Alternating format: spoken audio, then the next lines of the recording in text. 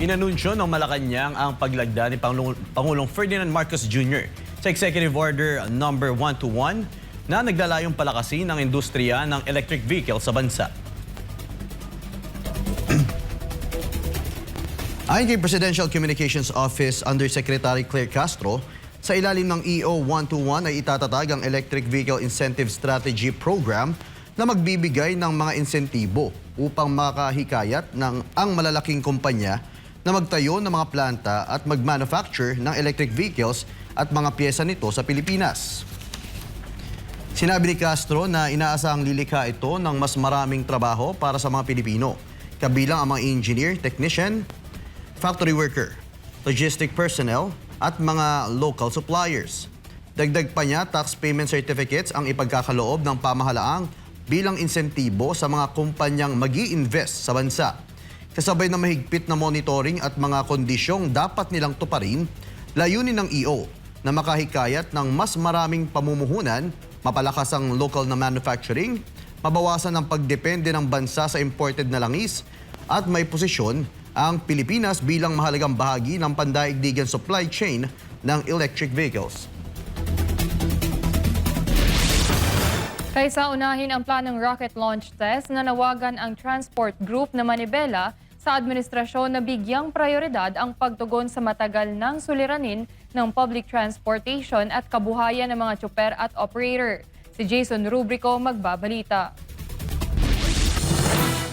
Inanunsyo ni Pangulong Ferdinand Marcos Jr. sa kanyang ikalimang State of the Nation Address o SONA na magsasagawa ang Pilipinas ng rocket launch test sa Cagayan sa susunod na taon, katuwang ang isang South Korean aerospace company bilang bahagi ng layunin ng pamahalaan na makapasok sa space industry. Gayunman, sinabi ni Manibela Chairman Mar Valbuena na tila out of nowhere ang naturang anunsyo at iginiit na mas dapat unahin ng pamahalaan ang mga pangunahing pangangailangan ng mamamayan, lalo na ang kalagayan ng transport sector. Parang out of nowhere, biglang narinig natin na may rocket na bubulusok sa Kalawakan.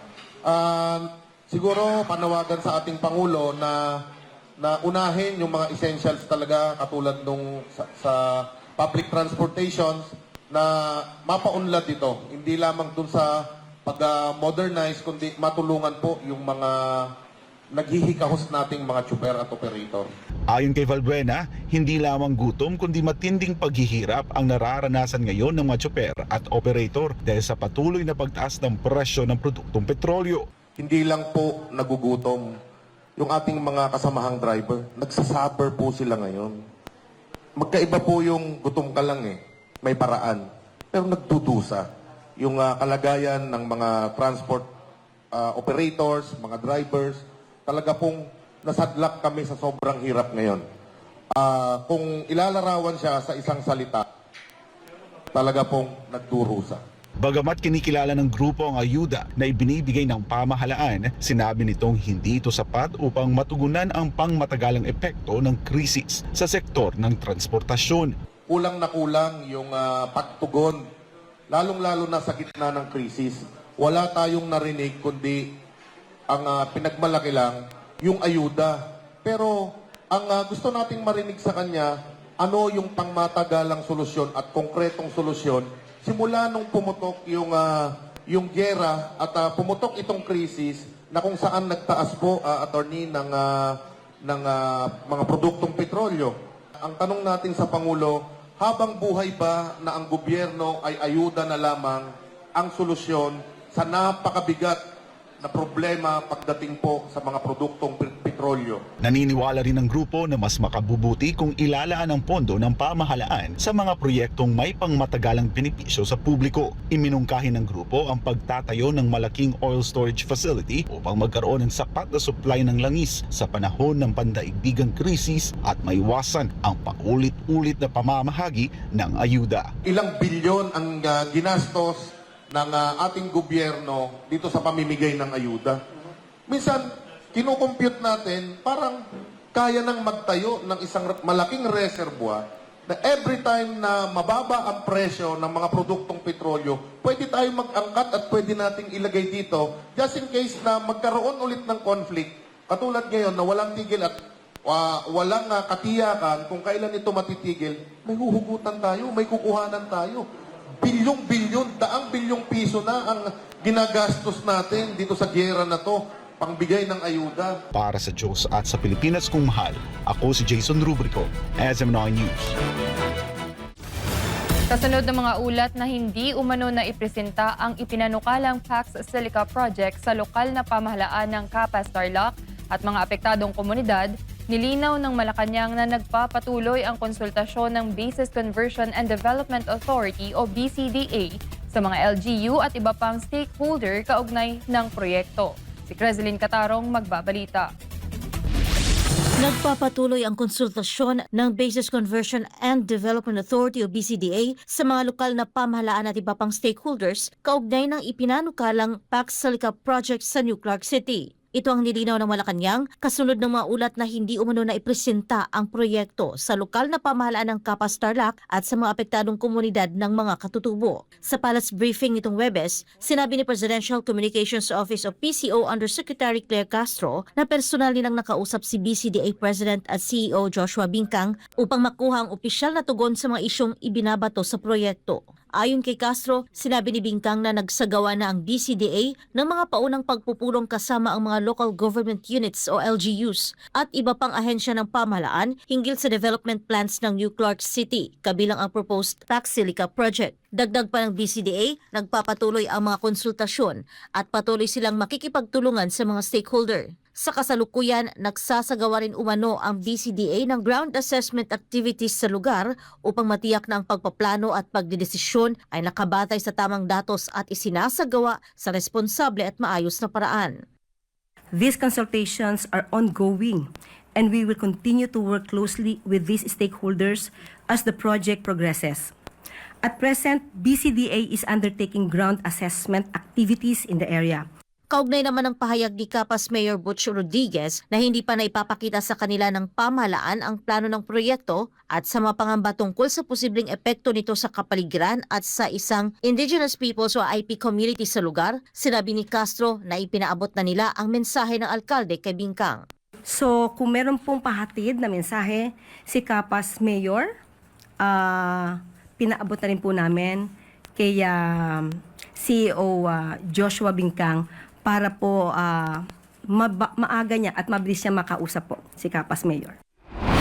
Kaugnay nito, tiniyak ng palasyo na maingat na sinusuri ng pamahalaan ang mga isyong may kaugnayan sa ipinanukalang Pax Silica Project, kabilang ang mga pangamba sa paggamit ng supply ng kuryente at tubig. Gayon din ang isyu ng koordinasyon sa mga lokal na stakeholder. Sa tanong kung pinal na ba ang proyekto dahil bahagi ito ng Luzon Economic Corridor na napagkasunduan noong administrasyon ni dating US President Joe Biden at sa pagbisita ni Pangulong Ferdinand Marcos Jr. sa Washington, sinabi ni Castro na maaari pang magkaroon ng pagbabago sa ilang probisyon ng proyekto. Ipinaliwanag niyang maaaring rebisahin ang ilang bahagi nito upang mas matiyak na magiging kapaki-pakinabang ito sa mga Pilipino at sa mga partner ng bansa. Samantala, itinanggi rin ng palasyo na ang patuloy na pagrepaso sa proyekto ay magdudulot ng pangamba sa mga dayuhang mamumuhunan. Ayon kay Castro, bahagi lamang ito ng proseso upang matiyak na maayos na natutugunan ang lahat ng issue bago ipatupad ang proyekto.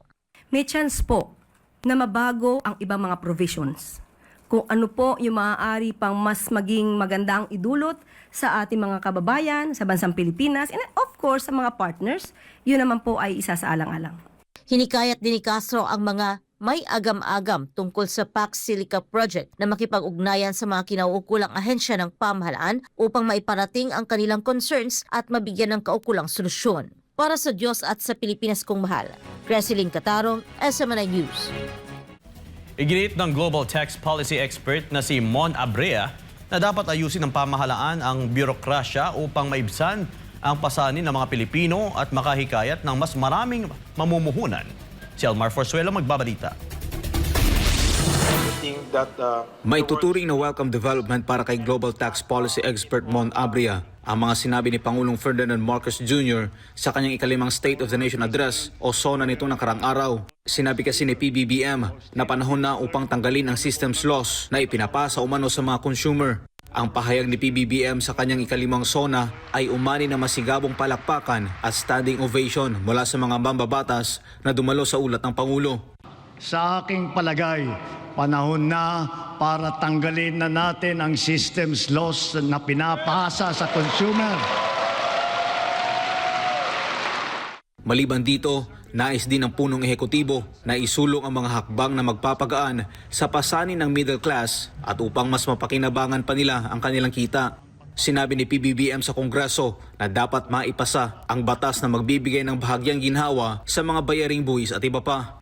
Hindi natin kaliligtaan ang ating mga manggagawang Pilipino, lalo na ang mga middle class, pati na ang mga maliliit na negosyo.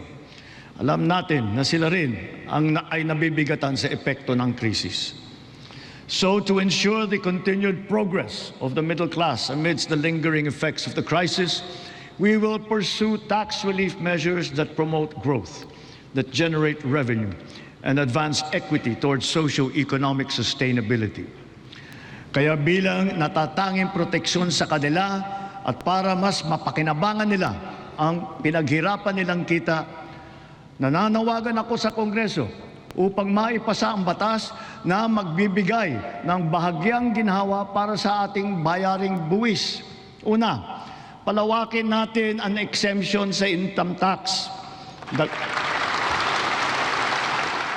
Paliwanag ni Abria, patunay umano ito na nakikita ng pamahalaan ang tunay na sitwasyon ng mga ordinaryong Pilipino.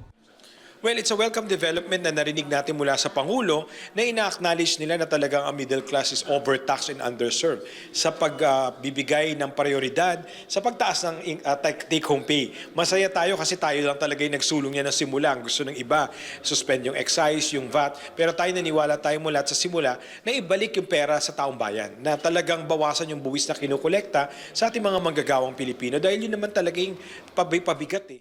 Batid din ni Abri ang pangamba ng ilang investors na mamumuhunan sa Pilipinas dahil sa mga isyu ng korupsyon. Kaya para sa kanya, dapat umanong ayusin ng kasalukuyang administrasyon ang bürokrasya sa buong bansa upang mapagaan ang proseso para hindi lamang sa investors kundi pati sa mga micro, small and medium enterprises o MSMEs. So tingin ko, sundin talaga natin yung sinasabi ng Pangulo na red carpet, hindi red tape.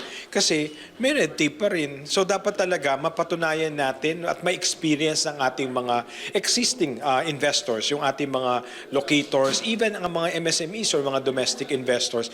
Maramdaman nila na talagang wala ng lagay, wala ng mga patibong o mga bureaucratic challenges na nakakadagdag sa cost of doing business. Sa tingin ko, ang pinaka-importante talaga is yung ma-address yung bureaucracia at ma-adapt yung digitalization na hindi mo kailangan kilala kung sino yung nakaupo or may kilala ka sa gobyerno, mapoprocess siya talaga ng mabilis. Kasi yun yung napansin ko sa ibang bansa, as long as they want to register or do business or process anything sa government nila, either they can do it online sa smartphones nila or they can just drop by and have it done immediately.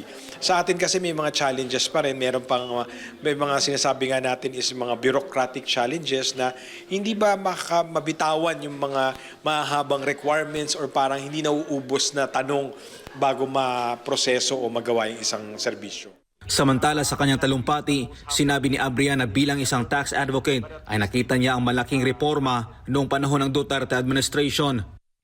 I remember talking to an investor in Australia, same in Paris, about the politics in the Philippines.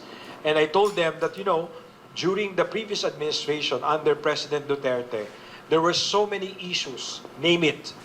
But the most impactful and significant tax reform happened during the Duterte administration. And people may not acknowledge that. But as a tax advocate, I think I owe it not just to the government, but to our people, to our investors, that all these things started and was completed during the time of President Duterte.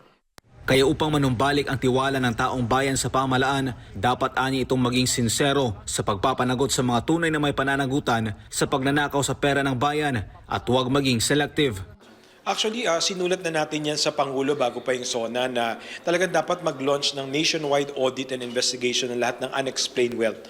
Hindi lang sa mga politikos sa Senado o sa national government, pati sa local government at even sa private sector. Kasi hindi talaga patas na 82% ng personal income tax contribution ang gagaling sa mga manggagawang Pilipino, habang yung iba, lalo na mayayaman at makapangyarihan, hindi nagbabayad ng buwis. Para sa Diyos sa Pilipinas, kung Mahal Almar Forzuelo, SMNI News.